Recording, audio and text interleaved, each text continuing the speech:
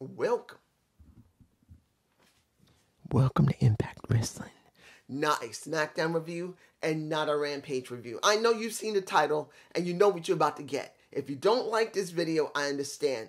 But I'm going to tell you how it is, okay? If you're looking for a SmackDown review, I don't have the time to do it, so I'm skipping it. When it comes to Rampage, I am saying right now I'm probably going to watch the Rampage and repeat tomorrow and maybe do a review of it. I might do it. If you don't want me to, just say something below. Like if you want me to do an NWA review or something. But this is not NWA. This is not AEW. This is not WWE. This is Impact Plus show that they hyped up. And they utterly failed at it. Now, I want to make this clear. How did they fail? They didn't fail in the wrestling. They didn't fail in most or near most of the storylines. They haven't failed on it. The build in the Bound for Glory is still somewhat interesting. Somewhat. But this was about production. Either the cameramen are responsible for this mess, or the people in the production who handled the cameramen, telling them how. Because as you know, cameramen have things in their ears to hear what they need to go. Unless they do it all on their own, because that is a possibility too. Cameramen can also decide to do things on their own. I don't care who. One of these groups have to be fired. Either the cameramen need to be fired, or the people in production need to be fired who told the cameramen to do what they did. Because in most cases, the cameramen did this. And they mostly, if I took my camera off the tripod, I would aim it at my fucking ass. Yes, I would. I would aim it at my ass because that's what I mostly got. Mind you, it was kind of nice with the women, yes. But I don't want to look at ass shots of men and women. I want to see what they do in the ring. And I didn't get most of that. I got a lot of zoom-ins and this. Angling the camera sideways to make it interesting. Who in the fuck decided that? If it's that new guy that came in from WWE who had been working 11 years with WWE or even more, maybe 15 to 20 years with the WWE or 11 years, I can't remember. I don't care. That was stupid. Let's get to the beginning. Now, I only saw one of the kickoff matches, and that was the one I was interested in. That was Tasha Steelz versus Killer Kelly. Fine. It was an alright match.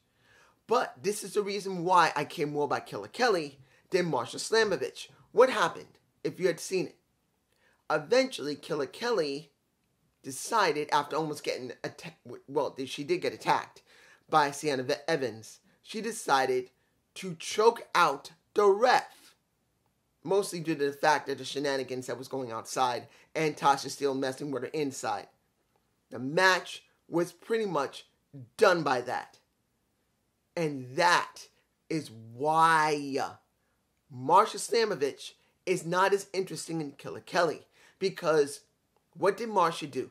Simply just squash people. What has Killer Kelly done? She's done stuff erratic. And she loves it.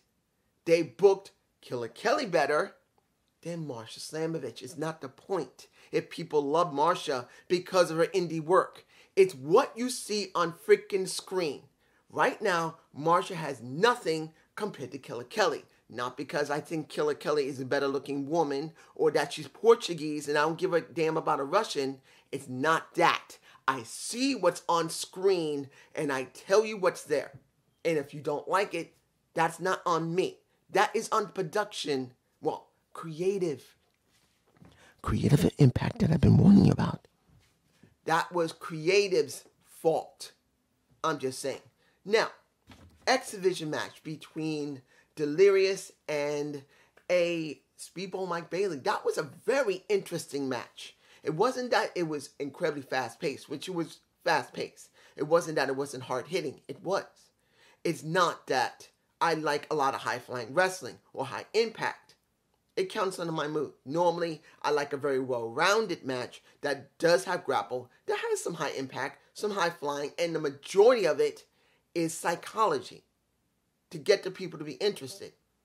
In this situation, we got two barefoot wrestlers and a 20-year veteran easily up to 20 years or more in Delirious compared to Speedball Mike Bailey. I think the reason I botched is that whether Delirious is working for Impact now permanently or temporarily, he could be very interesting now as a second barefoot wrestler. They can either come as a tag team or they can face each other again, because that was still a very good match.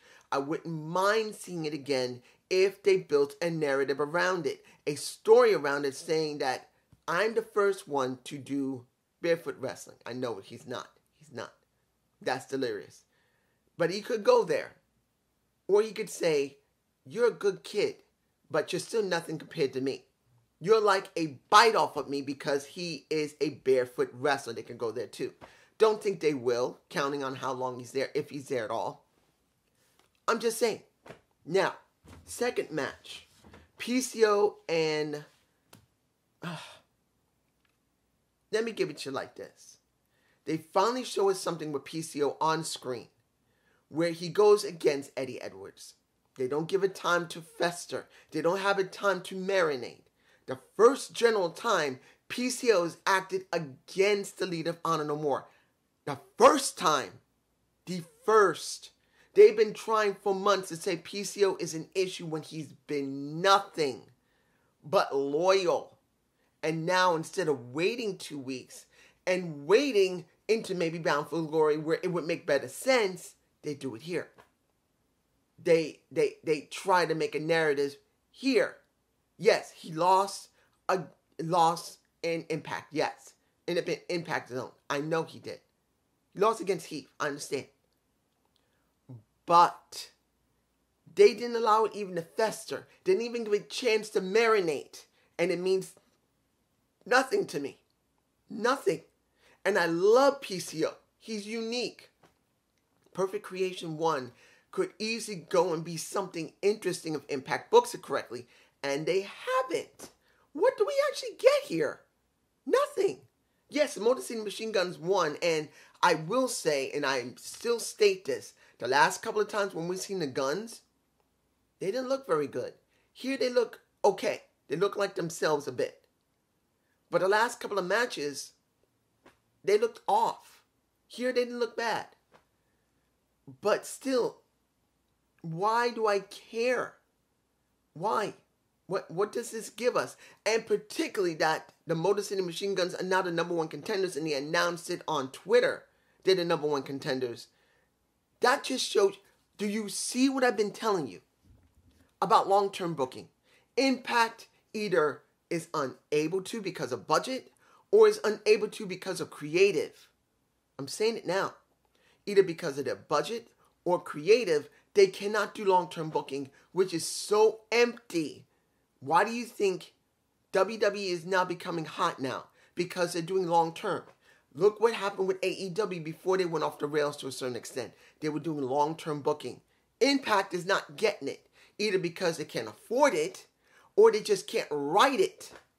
I don't know. Let's move on. Now, I want to say this ahead of time. Do I agree with the Hall of Fame decision of Raven? Yeah.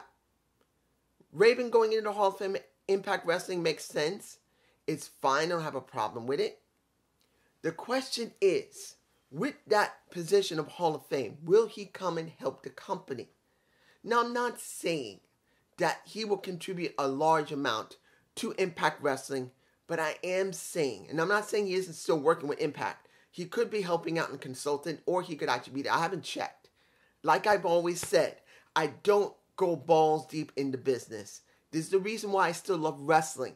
I'm not like everybody else who literally go, zoop, get sucked straight in and must know every aspect of the business. That's the reason why many people get burnt out or they become supermarks and they allow their, they allow their markness to skew their objectivity. That's the truth. I try not to go that deep. I try to go deep enough that I can know what's going on and not act like an ass. But yes, I'll still miss stuff and even be a little ignorant in most cases, which is fun because then you really get a chance to know what's out there and not say, oh, I know this already. Oh, that's got to be like this. I'm a mark, I know that. It's stupid. That's just me. You guys, you be you. Me, this is for me. Let's move on. Let's go to Mickie James versus Gazelle Shaw. This is when the camera work really began to become a major issue. Now, mind you, did I enjoy looking at ass? Yeah. Did I enjoy looking at heads of women? No. Did I see a couple of shots of cleavage? Maybe once. Twice, maybe. The match was okay. Gazelle looked all right. But I didn't expect her to win here, not job. I didn't expect her to win here. Come on. You actually think Mickie James is going to job on an Impact Plus show? It's not going to happen. And now, after the match of the Triple Threat Revolver and Mia Yim, Mia has now been asked, hey, and that was after both the matches, hey, will you face me at Bound for Glory? Mia was like, really? I don't feel comfortable about this. She said, look, are you afraid to send me home? Come on. And they agreed. So now Mia Yim is going to have a match against Mickie James at Bound for Glory. It's all right. Nothing's wrong with that. In her track to keep going up, I kind of wish they did this earlier to give her more time to build up into maybe becoming a #1 contender. Because what's our next pay-per-view? I don't even know. That'll probably be next year. And we'll probably have their challenge on a regular Impact show instead of like a pay-per-view where it could be a payout here. I'm just saying. Now, the Triple Threat Revolver. Was it a good match? Yeah. Mia Yim did a decent to very good job. Now, do I want to see women in male multi-matches? It doesn't bother me. Guys, look. As I've said before, putting women in male matches is not the issue that many people don't like them. It's that they don't book them to have a compelling story. They just either make the woman look like crap, or they make the woman look so damn dominant, it makes the entire match look like crap. It's one or the other. They never write the women correctly all the time. It's rare. That's the problem. A woman in a male match, in other words, a mixed tag or a intergender match, is not the problem. Give me a story to make the woman look good or make the man look good. Give me a story where I'll care. Or at least give me a squash match like Zicky Dice and Jordan Grace had on this Impact, where it's going to lead into the situation with Jordan Grace and Maxine Paler, which I got something to say. In the end, the person who won was Frankie Kazarian. It's great to see Frankie come back. It's great to see that he gets his shot against Josh Alexander. But the problem is, this is short-term booking, because I don't expect Kaz to stay long. So it's a short-term gain. And in the end, we'll still have a long-term loss. Mind you, I'm sure the match is going to be great. And for what little time they're going to build Kaz into the match with Josh Alexander would probably be okay if it hasn't already been filmed yet. Because they may have already filmed it. I'm sure they probably already filmed it for the last 2 weeks. If they're going to have Kaz involved in it next to him doing any video packages or just a video segment. I'm just saying. Now, Honor No More with OGK and Eddie versus... I don't know how to feel about this. Swann... nothing happened. Nothing. Other than Eddie pins Josh Alexander. We don't get any dissension between Josh, Swann, or a Heath, where if you really want to give us a swerve, and you see that Heath is the most violent person there, why not try and turn him? But we haven't gotten that.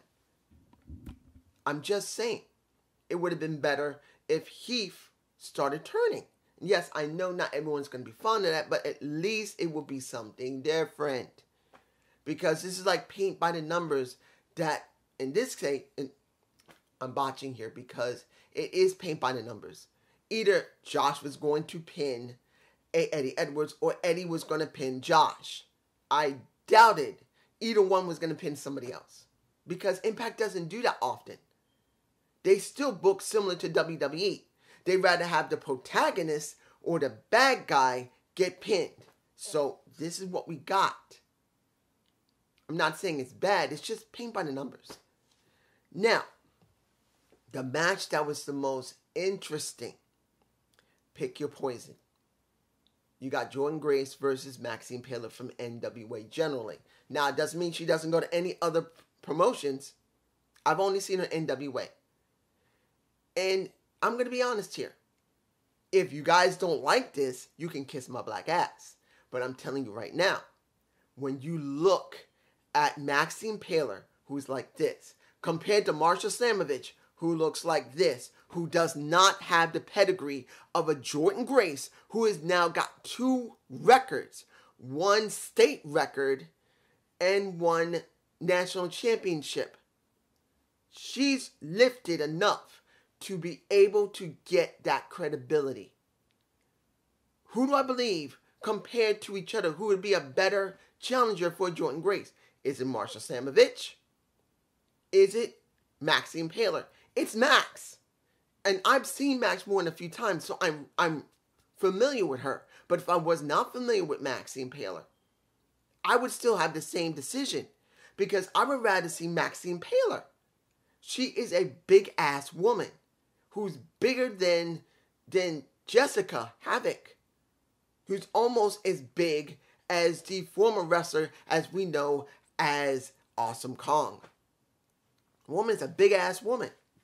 And she can go well in the damn ring. She can sell well. She can go well. Compared to Marsha, who gets tanked after about 3 minutes. If you didn't see the match she had, and I believe it was with Deonna Purrazzo, she got tanked after about 3 minutes. Trying to do a lot of power moves where she doesn't even have this. Jordynne does. Jordynne is a legitimate power lifter. And she has a lot more strength than Marsha. I could believe a Jordynne race. Now, I'm botching here because it's annoying. People saying that Marsha is loved by everybody. Doesn't matter. It counts on what she's been booked as. And they're going by her indie work. What have you seen on Impact TV? Tell me. On BTI and here. Tell me what you've seen. I'd like to know. Tell me. Has it translated to making her feel important?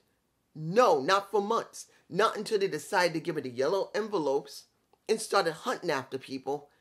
And as long as she had short matches, it was fine until she went up against Deonna, and I believe it was Deonna Purrazzo, and she had to show how she was. Yes, and I will give it to you. She did work her ass off in that match, but you can tell easily she gets tanked very quickly. And then you could see her just go from here, and Deonna had to take up the slack. Thank goodness Deonna is that good of a wrestler. Finally, almost forgot. After the match was over, Jordynne picks up a mic and says, you know what, Marsha, I'll give it to you. You picked the right person for me. She was the hardest person I dealt with. And that Grace driver, picking her up, flipping her ass around and landing her. You cannot tell me that Marsha could do the damn same thing. Marsha can't. If anybody says Marsha is incredible, Marsha can't do what just the Grace driver. She does not have that physical strength to pick up an impaler named Max. But she did say, I give it to you. Maxine Taylor was damn tough. And thank you, roughly speaking. But now, this is Pick Your Poison. And it's my turn. And this is my poison to you. Alley Cat. Now, I don't know who Alley Cat is. I've never seen him. Unless it's Alley from AEW, the bunny, which I don't think it is. I've never seen Alley Cat, but she says she knows her. She says she's the most deadly and sadistic, and she wants a freaking Monsters Ball match. Now, think about this for a minute. Think, guys. And I know people are going to say, oh, this is going to be incredible. Think for a minute. Think. Why are they sticking Marsha Slamovich in a Monsters Ball match? Can't be because it's going to be an incredible match. What have I been saying? She's not strong enough with credibility. Destroying people She wouldn't need it. She can just have a straight up match, just like Maxine Taylor versus Jordynne Grace. Why are they sticking her in a Monster Ball match? They're doing it because they want to make it look as tough as possible. I'm going to give you a prediction right now. Right now, this very match, not Maxine Taylor. I actually want to see Maxine Taylor versus Jordynne Grace at Bound for Glory. I want to see Jordynne Grace versus a Marsha Stanbridge. And understand, I don't hate Marsha. I want to make this clear to everybody. I don't hate her. I'm angry that the booking has been so bad that I don't care about her. That's what I hate. But think about this for a minute. Do you actually believe Jordynne Grace is going to job? Think about it. Do you believe she's going to job to Marsha? Really? I don't see it. I could be wrong. Fine. If Marsha wins, I'll eat crow. I'm wrong. Somebody could tell me below, dude, you said this on this very video 2 weeks ago. You were wrong. And I'll say, you know what? You're right. I'll take that L. I don't mind it. But if anyone knows me for all these years, when I give a prediction, rarely I give predictions anymore. Have I been generally wrong? Very rare. And I don't see her winning. They're doing this match to make her as tough as possible, so when they go to Bound for Glory, she will be credible. I'm just saying. Final match, which was a favorite match for me. Barbed Wire Mayhem match with Macklin, with Moose, and with Sami Callihan. The person who looked the best was Macklin. I understand anybody else love Moose, and I still love me my Moose. I still love me Moose. I still love him. Sam is Sammy. You gotta love that bastard. Who does not love Sami Callihan? He's a freaking nut. You love him. But who was the best one in that damn match? It was Macklin. Just like the last time, he shined here. When he was in a situation where he had two other people he had to face, and he had to destroy them enough that he won the damn match. Doesn't mean he didn't cheat then. Didn't mean he didn't cheat. He did have to do a tiny little bit of cheating, but he generally was able to do the match. Here, Macklin went overboard to try and make himself look very marketable, and he did, and he won the damn match. I love this, but what happens to Macklin? Guys, when it comes to Macklin, he should have been an X Division champion already. Not going to the world title. He should be an X Division champion. Yes, Speedball Mike Bailey has 9 wins. If he has enough to do maybe this coming week 10, unless they do 2 matches, 10, 11, and then 12, 13, so it can match Christopher Daniels, I don't see it. Unless they're going to do option C. Because he could do option C. Maybe they'll skip it this year. Maybe not. I don't know.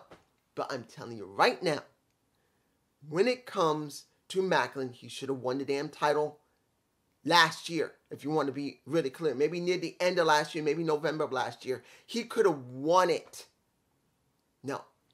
He's been with no championship. He could have even won the damn digital media championship by now. Nope. He's been with no title. And he's basically not really been doing a lot. Yeah, he's been fighting people, but it's not enough. He has potential to be a new main eventer if they're willing to push him. Nope. I don't know what they're going to do with him. I have no clue, but I want to see him do something.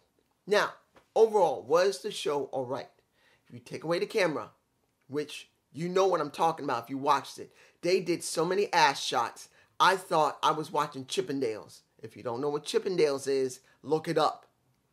There was very little woman ass, which I did like. A huge amount of man ass, which I didn't like. Oh, I kind of messed up. I said women's ass I didn't like. Women's ass I did like. I take that back. I love woman ass. But I saw too much man ass. During the Barbed Wire Mayhem match, I saw a lot of this. That was so freaking stupid. I saw them doing shake cam, almost to a certain extent, and I'm not saying that was on purpose, due to the fact they had to walk around all the barbed wire, but I'm telling you, whoever told them to run the cameras in the production, or it was the cameramen themselves, I want someone's ass fired for that. And I don't want even, look, I know inflation's going on. jobs are going to be hard, and I don't want to see no jobs lost to anybody.